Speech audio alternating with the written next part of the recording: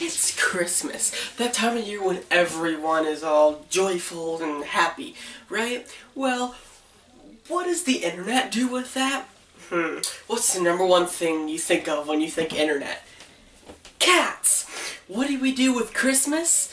Grumpy Cat? They made a Grumpy Cat Christmas movie. That means someone out there had to think, joyful, everyone likes it, it's really nice time of year. Wanna know? I know what would be perfect with that. Grumpy Cat. Yeah, let's get into this review. Like I already said, today on Monster Reviews, we're talking Grumpy Cat, the worst Christmas ever. So let's take a look at it, see if it's any good.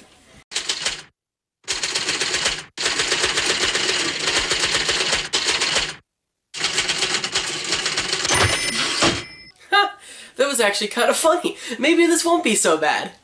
No. That song makes my tail hurt. Deck the halls, deck me in the face. Never mind. I want a hippopotamus for Christmas. Only a hippopotamus. Now that's a Christmas song.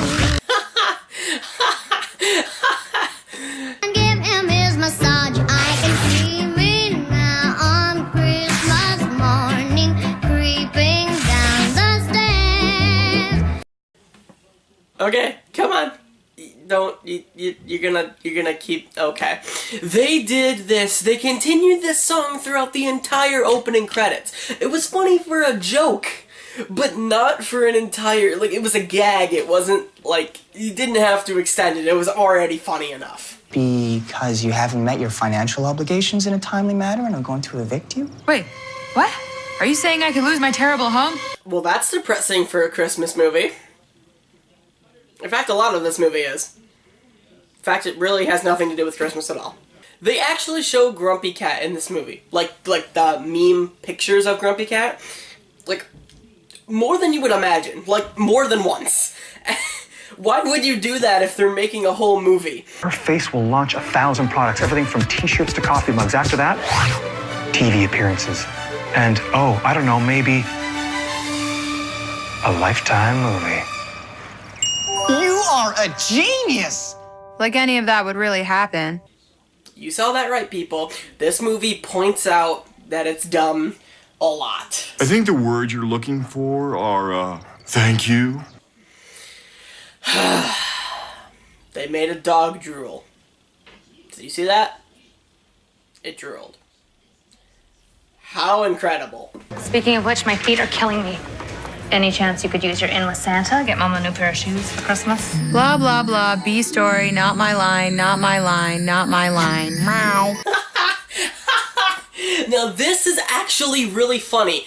Grumpy Cat can do this anytime she wants to. That's actually pretty funny. The problem with this, she kind of starts doing it at the beginning of the movie. And it's like, it's funny because it's her movie and she's like controlling everything. And that makes for a few funny laughs.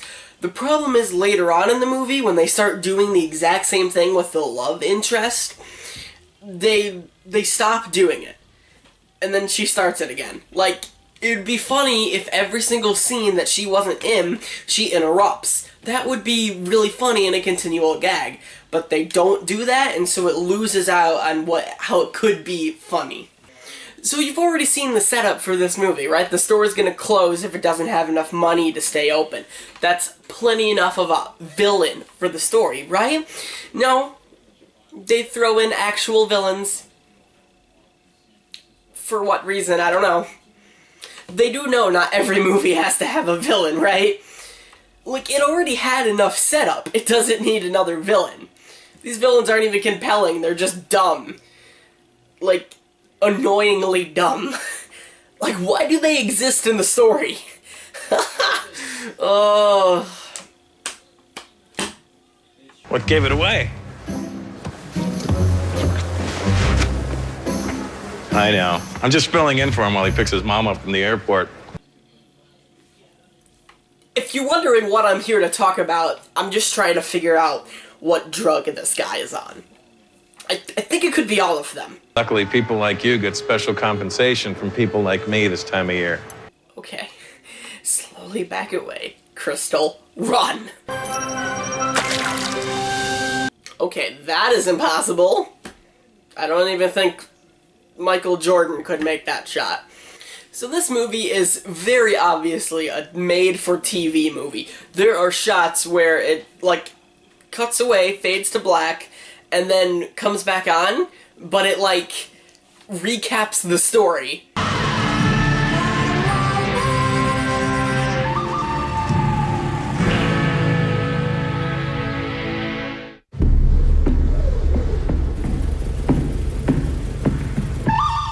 Time to finish what we started. There is an ad within this film for the film. It's really weird. Take a watch. I was just live tweeting my own movie. You can do it too. Just hashtag worst Christmas ever. Or don't, I don't care. That happened. Why?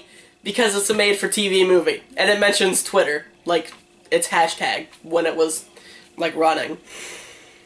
I can't even... I guess it worked because it was a #1 trending hashtag when the movie was on.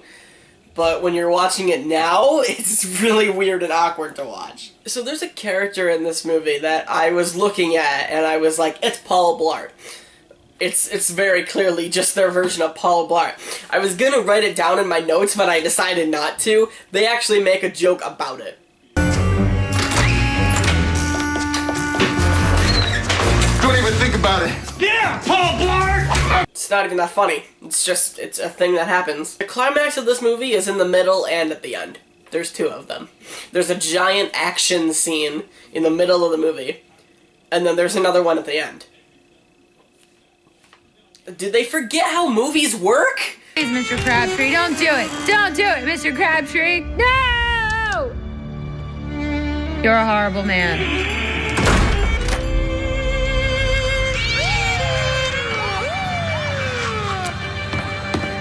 Freeze, kitty cat! Hey, man, I'm innocent. It was the other cat. The calico with the list.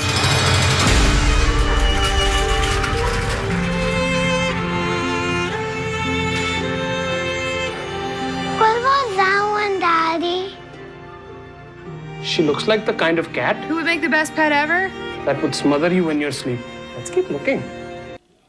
Well, that's sad. Jeez.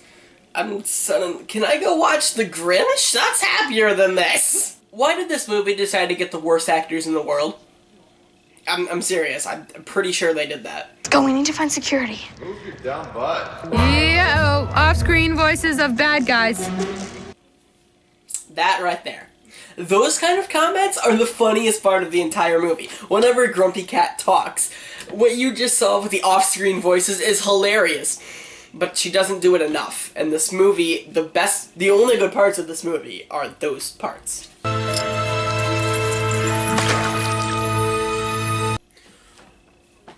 Tell me that didn't just happen. Tell me she didn't just do that. Why? This character's been smart up until this point. Why did she just throw away the keys? Couldn't she, like, keep them? I'm pretty sure that's gonna come back. In fact, it does come back later in the movie. Why did she throw the keys away? She could have just kept them in her pocket or something. Thank you for tuning in today, and welcome to the game Spot the Product Placement. How many can you find? Let's see. The way things have been going in my life right now, I can't say that about too many people. My dad left my mom for a barista. He barely calls anymore. Last time he did, he said they were talking about getting married and starting their own family. Wow. Divorce can be tough, especially on a kid. But a cat? Really? She wasn't my first choice. I'm right here. But we have a connection. We can communicate in our own way. And I know it's weird, but there's something kind of great about her. Oh, don't get sappy on me. Wait, I forgot. It's a Lifetime movie. You can. I wish I had a friend. Law enforcement, it's a lonely business. This is more than Man of Steel. I'm not joking. More than Man of Steel. Did you see that Dollar General? Yeah, that's there. Did they have only, like, one location to film in this entire film? Because I think that's what happened. So, George. He's a villain, apparently. Where are the keys, Crystal? How could you do this, George? Why? It didn't need to happen. It's very awkward, and his character wasn't building to that at all. So right around here is when I started to notice something. This film is exactly just the Air Buddy movie. Have you ever seen it? There's multiple of them, but the one I'm referring to is the puppy one, the very first puppy one, where there's two henchmen who go out and try to steal these puppies because they're worth a lot of money, apparently, because, you know, they're the son of Air Bud. And there's a main dude who wants to give it out to someone to get a present. And so, take away the present and get money in there, it's the same thing.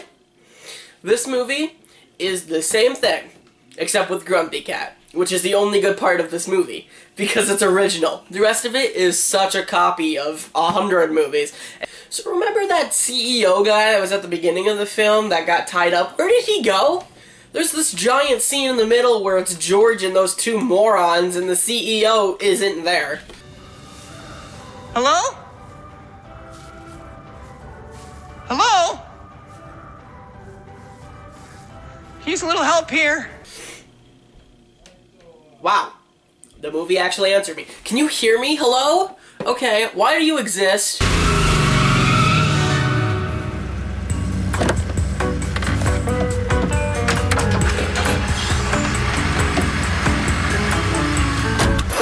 Okay, so here's the deal. We had every intention of shattering that thing, but unfortunately, we didn't have the budget for it, okay? Wow. Wow, I think that is... Do they really not have the budget to explode the door? If so, was their budget like $2? So that was the Grumpy Cat Christmas movie. Why does it exist? I don't know. This film is based off of a subject of, let's make it funny, like the Grinch not liking Christmas, or somebody not in the Christmas spirit, but still having it be a Christmas movie. But it doesn't quite work on that because there's almost never a mention of actual Christmas. This movie has very little to do with Christmas besides the subplot of the Christmas party, which isn't even that interesting. It is only like 3 scenes of the movie, one of which Crystal leaves. Also, let's talk about Crystal in this movie. She's an interesting character and fine enough, but Grumpy Cat should have been the main lead. You can argue that she was, but she wasn't. There's a big part of this movie where Grumpy Cat just doesn't talk and disappears. Why? There's random parts of this movie that, like, part of the movie set up, and then it just drops, and then they pick it back up again. But it doesn't really add anything to the story, and they just kind of feels like they forgot about it. Overall, this movie is a giant... It's funny, but for the wrong reason. It's funny to laugh at it, not with it. It's a lot of the jokes don't really land, and if they do, it's because Grumpy Cat has a special flair to her. The voice actor for Grumpy Cat in this movie, when I first saw it, I was like, ugh, no. But later on, when they still started talking and when I heard somebody else try to do the Grumpy Cat voice, I realized that voice, no matter if you like it or not, I hear it when I think Grumpy Cat. Now, when I read one of their things, I hear that voice, and it's kind of annoying. But it kind of works for the movie. It's not like the voice actor is a bad voice actor. That's just not what I thought of when I think Grumpy Cat. But they pulled it off, so can't really argue, I guess. If you've seen this movie, comment down below what you thought about it. I've realized something. Every single time I see a bad movie, I'm gonna come here and review it. Why? Because I like to torture myself. Thank you so much for watching, and I'll see you all in the next episode. Subscribe for more!